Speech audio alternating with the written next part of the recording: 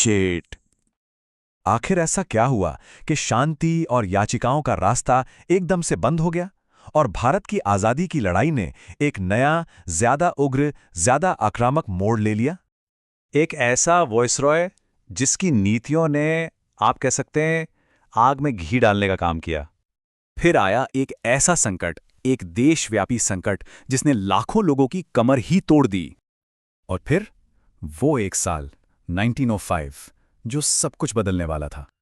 और इन सब के ऊपर वो एक फैसला जिसने इतिहास का रुख हमेशा के लिए मोड़ दिया।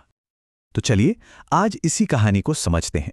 हम देखेंगे कि भारतीय राजनीति में उग्रवाद का उदय क्यों और कैसे हुआ, और वो कौन सी वजहें थीं जिन्होंने इस टकराव को लगभग तय कर दिया था। हम अपनी बात शुरू करेंगे एक सीमित रियायत से, फिर देखेंगे कि अशांति के बीज कैसे पड़े। इसके बाद लॉर्ड कर्जन की नीतियों पर बात करेंगे और फिर पहुंचेंगे बंगाल के उस मोड़ पर जिसने सब बदल दिया, और आखिर में परीक्षा के लिए जो भी जरूरी फैक्ट्स हैं उन्हें भी रिवाइज कर लेंगे। तो कहानी की शुरुआत होती है एक उम्मीद से, या कहें एक सीमित रियायत से। ये था 1892 का इंडियन काउंसिल्स एक्ट।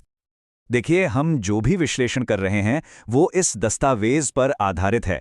यही वो सोर्स है जो हमें बताता है कि राष्ट्रवादी आंदोलन में वो इतना बड़ा बदलाव आखिर आया क्यों। तो सवाल यह है कि 1892 के इस एक्ट में आखिर था क्या? कहने को तो इसमें गैर सरकारी सदस्यों की संख्या बढ़ाई गई थी और चुनाव का एक सिद्धांत भी लाया गया था, पर यह बहुत लिमिटेड था। असली पावर वो तो अभी भी गवर्नर जनरल के ही हाथ में थी। मतलब भारतीयों को सरकार चलाने का कोई हक नहीं मिला, बस ये कहा गया कि आप नियम कानून समझ लीजिए। तो असल में पावर का कोई ट्रांसफर हुआ ही नहीं। जाहिर है ये राष्ट्रवादियों की उम्मीदों पर बिल्कुल खरा नहीं उतरा और एक तरह से ये बस एक छलावा ही साबित हुआ। अच्छा, तो एक तरफ तो ये राजनीतिक निराशा थी। अब देखते हैं कि कैसे देश के अंदर की तकलीफों और बाहर की कुछ घटनाओं ने भी अशांति के बीज बो दिए थे। उस दौर में ना दो चीजें एक साथ हो रही थीं।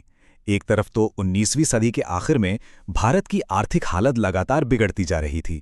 ऊपर से 1896-97 में एक भयानक अकाल पड़ा और फिर प्लेग की महामारी फैल गई। मतलब जनता बुरी तरह पिस रही थी। और दूसरी तरफ क्या हो रहा था?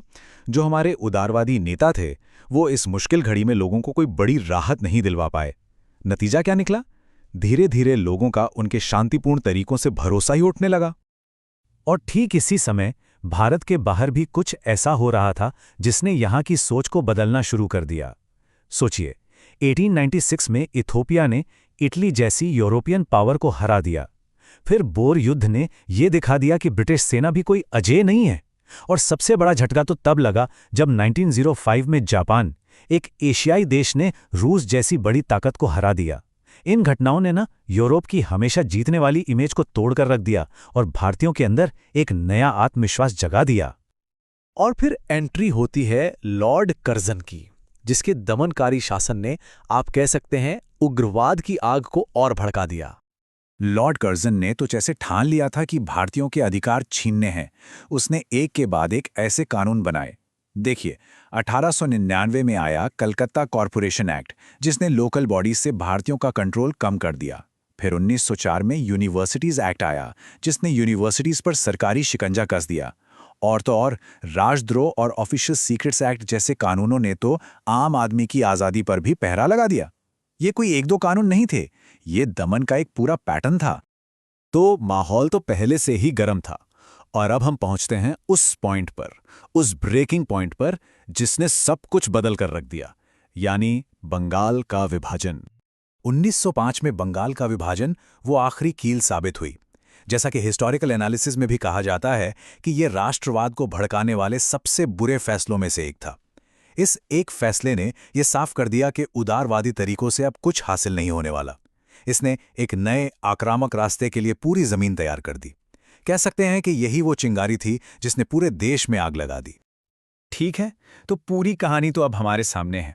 चलिए अब फटाफट उन मेन पॉइंट्स को रिवाइज कर लेते हैं जो एग्जाम के लिए बहुत जरूरी हैं। ये टेबल देखिए, ये पूरी कहानी को एक नज़र में समझा देती है। 1892 एक्ट क्यों फेल हुआ? क्योंकि उसने साबित कर दिया कि उदारवादी तरीकों से कुछ नहीं मिलने वाला। अकाल और प्लेग ने क्या दिखाया? ब्रिटिश सरकार की बेरुखी और जनता की तकलीफ। अंतर्राष्ट्रीय घटनाओं ने क्या किया? यूरोप के अजेय होने का भ्रम तोड़ दिया। लॉर्ड कर्जन की नीतियां क्या थी? वो एक इमीडिएट ट्रिगर थी जिसने हालात और बिगाड़ दिए।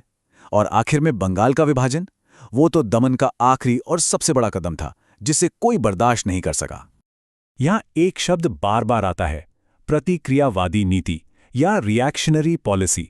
इसका सीधा सा मतलब है ऐसी पॉलिसीज जो समाज को आगे ले जाने के बजाय पीछे धकेलना चाहती हैं, जो किसी भी तरह के सुधार का विरोध करती हैं और विरोध की आवाज को दबाना चाहती हैं। लॉर्ड कर्जन का पूरा शासन इसका एक परफेक्ट एग्जाम्पल था। तो आखिर में हम क्या कह सकते हैं? पहली बात तो ये कि उग्रवाद अचानक पैदा नहीं हुआ, ये उदारवादी नीतियों के फेल होने का एक रिएक्शन था।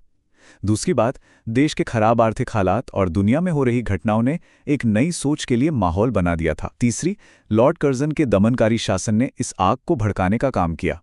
और सबसे जरूरी, बंगाल का विभाजन वो ब्रेकिंग पॉइंट था जिसके बाद उग्रवाद का रास्ता अपनाना लगभग तय हो गया था। यह प्रस्तुति लॉजिक लैडर इंस्टीट्यूट की टीम की तरफ से है। हम सभी प्रतियोगी परीक्षाओं और स्कूल एग्जाम्स के लिए क्वालिटी स्टडी मटेरियल मुहैया कराते हैं।